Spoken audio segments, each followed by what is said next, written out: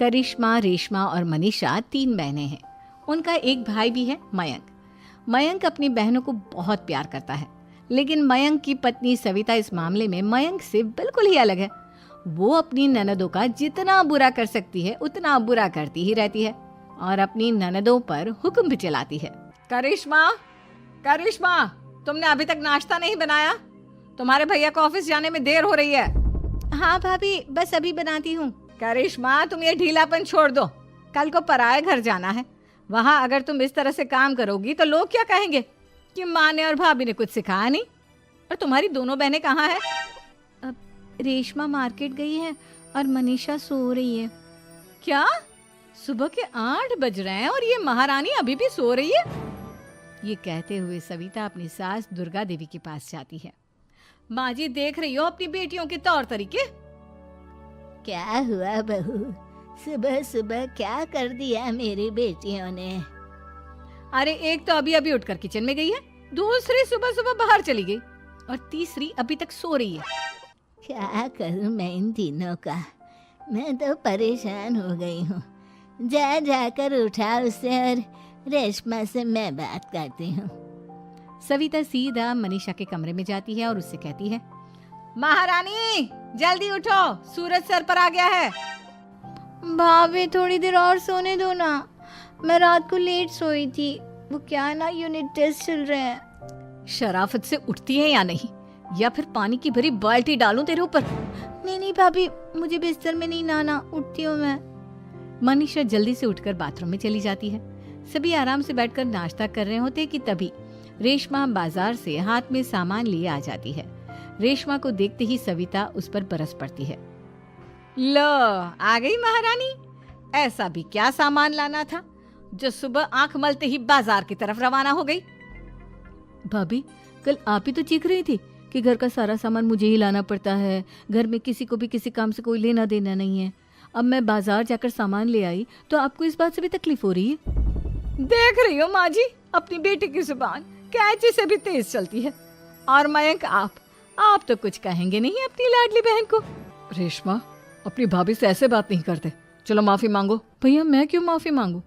आप भाभी से बोलिए ना कि हम पर कम हुक्म चलाया करे। हम इस घर की बेटियां हैं और आपकी पत्नी की ननद है, नौकरानी नहीं। लो कर लो बात। इनकी भलाई के लिए कुछ भी बोलो तो इन्हें बुरा लग जाता है। इस घर में यही इज्जत है मेरी। देख लो माँ जी, आपकी बेटी किस लहजे में मुझसे बात कर रही है। सविता वहां से चली जाती है। मयंक को बहुत गुस्सा आता है, वो भी वहां से चला जाता है। फिर करिश्मा रेशमा को समझाती है, रेशमा, तुम्हें भाभी से माफी मांग लेनी चाहिए थी ना। लेकिन दीदी, मैंने कुछ किया ही नहीं, तो मैं माफी क्यों मांगू? हाँ करिश्मा दीदी, रेशमा दीदी जैसे ही घर में आई भाभी ही उन पर चिल्ला रही थी। हाँ, मैं मानती हूँ कि गलती भाभी की थी। मैं तो इसलिए बोल रही हूँ कि भाभी ने माँ को तो पूरी तरह अपने वश में कर लिया है। वो हमारी बात सुनती ही नहीं। मयंक भैया हमारे लिए हमेशा खड़े रहते हैं, इसलिए उनकी बात का मान तो तुम्हें रखना चाहिए था ना। कोई फायदा नहीं दीदी, कुछ दिनों की बात और है, भाभी उन्हें भी हमारे खिलाफ भड़का देंगी। फिर वो भी माँ की तरह हमारी किसी बात का विश्वास नहीं करेंगे। इसी तरह सविता अपनी तीनों ननदों को किसी न किसी बात पर परेशान करती रहती थी। एक दिन मयंक अपनी तीनों बहनों के लिए गिफ्ट लाया। क्या रेशमा, ये तुम्हारे लिए हार का सेट। रेशमा, तुम्हारे लिए सुंदर सी ड्रेस। और मनीषा, तुम्हें किताबें पसंद है ना, तुम्हारे लिए किताबें लाया हूँ। थैंक यू भैया। थैंक यू भैया। थैंक यू भैया। करिश्मा, तुम्हारा नेकलेस कितना सुंदर है, ये भैया कहाँ से ले आए होंगे? मैंने भैया को 3 दिन पहले फोन पर ये डिजाइन दिखाया था और आज भैया ये ले आए। सविता तो अपनी ननदों के गिफ्ट्स देखकर जल गई और करिश्मा का नेकलेस तो उसे भी बहुत पसंद आया था। अपनी बहनों के लिए कितना अच्छा नेकलेस लेकर आए हैं, मुझे कभी कोई गिफ्ट नहीं दिया। मैं आज ही ये हार चुरा लूंगी। रात में सविता करिश्मा का हार चुरा लेती है और इसी तरह उसे अपनी ननदों की जो भी चीज अच्छी लगती वो उसे मांगती नहीं, बल्कि रात के अंधेरे में चुरा लेती। इसी तरह दिन बीतते गए और सविता ने मयंक के दिल में भी उसकी बहनों के लिए नफरत पैदा कर दी। एक दिन मयंक ने करिश्मा और रेशमा के लिए रिश्ता देखा और ये बात उसने घर में सबको बताई। माँ, करिश्मा और रेशमा के लिए बहुत अच्छा रिश्ता आया है, वो लोग कल इन्हें देखने आ रहे हैं। आप और सविता मिलकर सारी तैयारी कर लेना। ये सुनकर करिश्मा और रेशमा खुश हो जाती हैं, लेकिन सविता सोचती है, अगर इन दोनों बहनों की शादी हो गई तो घर और बाहर का काम कौन करेगा? मनीषा तो एक नंबर की कामचोर है, उससे तो किसी बात की उम्मीद लगाना ही बेकार है। मुझे इस शादी को रोकना होगा।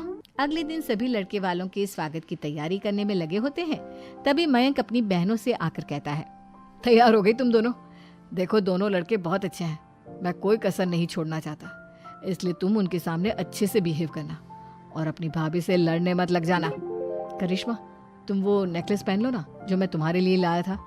भैया मैं बहुत देर से वो नेकलेस ढूंढ रही हूँ, लेकिन मुझे मिल ही नहीं रहा। क्या तुमने नेकलेस खो दिया? तुम्हें पता भी है वो कितना महंगा था? तुम कोई काम ढंग से नहीं कर सकती। मयंक गुस्से में वहां से चला जाता है। थोड़ी देर बाद लड़के वाले भी आ जाते हैं। वो दोनों बहनों को पसंद कर लेते हैं और रिश्ता पक्का हो जाता है।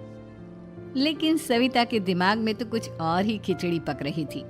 वो पंडित जी के पास करिश्मा की कुंडली लेकर जाती है और उन्हें पैसे देकर करिश्मा की कुंडली बदलवा देती है।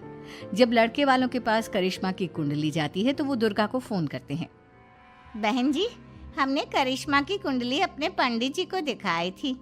आपकी बेटी की कुंडली नहीं बल्कि दोषों का पिटारा है। देखिए, मैं और मेरे पति इन सब बातों में बहुत विश्वास करते हैं, इसलिए हम आपकी बेटी से अपने बेटे की शादी नहीं करा सकते। इस तरह करिश्मा का रिश्ता टूट जाता है और सभी घर वालों को बहुत दुख होता है। अब कविता सोचती है, चलो करिश्मा का तो रिश्ता टूट गया, अब रेशमा का भी रिश्ता तोड़ना है। क्या करूं? अब सविता आवाज बदलकर किसी अननोन नंबर से रेशमा के होने वाले ससुराल में फोन करती है।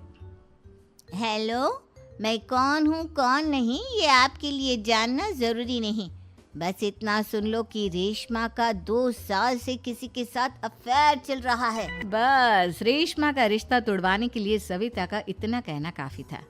अब रेशमा का भी रिश्ता टूट गया। मयंक और दुर्गा देवी ने रेशमा को खूब खरी खोटी सुनाई और उससे बार बार उस लड़के के बारे में पूछने लगी। आप दोनों मुझे क्यों परेशान कर रहे हो?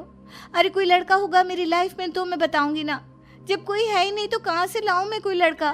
तो तेरे होने वाले ससुराल वालों को फोन किसने किया था? माँ, मैं नहीं जानती किसने फोन किया था, मैं सच कह रही हूँ। मैं तो पहले ही कह रही थी इसकी लगाम खींच कर रखो, लेकिन मेरी सुनता ही कौन है। आप चुप रहिए भाभी, ये सब आपका ही किया धरा है।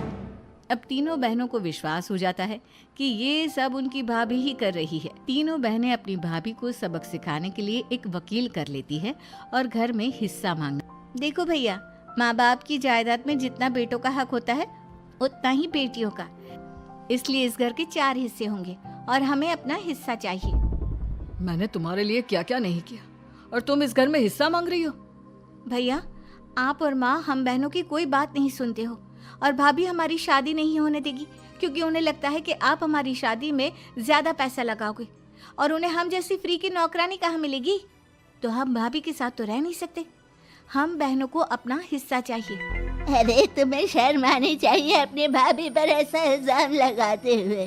वो तुम्हारे बारे में कितना सोचती है। हाँ माँ, भाभी हमारे बारे में बहुत सोचती है, दिन रात बस यही सोचती रहती है कि किस तरह से अपनी तीनों ननदों को परेशान करूं और कभी मुझे पढ़ने भी नहीं देती।